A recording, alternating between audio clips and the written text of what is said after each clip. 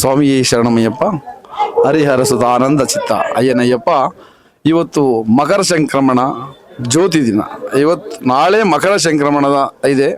ಇವತ್ತು ಅಯ್ಯಪ್ಪನಿಗೆ ವಿಶೇಷವಾಗಿ ಮಕರ ಸಂಕ್ರಮಣ ಜ್ಯೋತಿ ಬರುತ್ತದೆ. 5-6ವರೆಗೆ ಕರೆಕ್ಟಾಗಿ ಅಯ್ಯಪ್ಪನ ಸನ್ನಿಧಾನದಲ್ಲಿ ಪನ್ನಂಬಾಳದಲ್ಲಿ ಅಯ್ಯಪ್ಪನ ಜ್ಯೋತಿ ಉದ್ಭವವಾಗುತ್ತದೆ.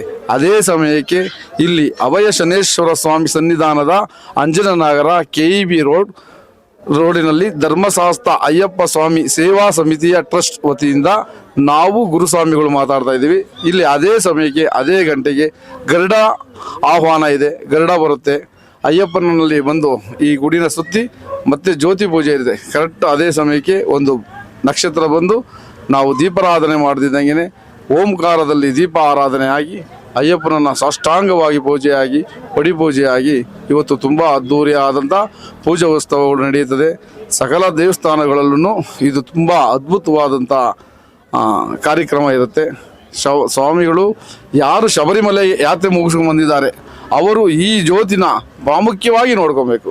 ಯಾಕೆ ಅಂದರೆ ಅವರಿಗೆ ಸಕಲ ಸಂಪತ್ತು ಭವರೋಗ ನಿವಾರಣವನ್ನು ಅನುಗ್ರಹಿಸುವುದೇ ಜ್ಯೋತಿ ಸ್ವರೂಪ ಅಯ್ಯಪ್ಪ.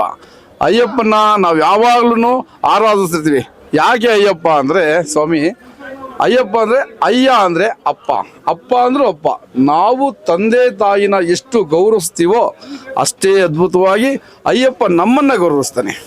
ಸ್ವಾಮಿ ಶರಣಮಯ್ಯಪ್ಪ. ಇವತ್ತು ಮಕರ ಜ್ಯೋತಿ ಇದೆ.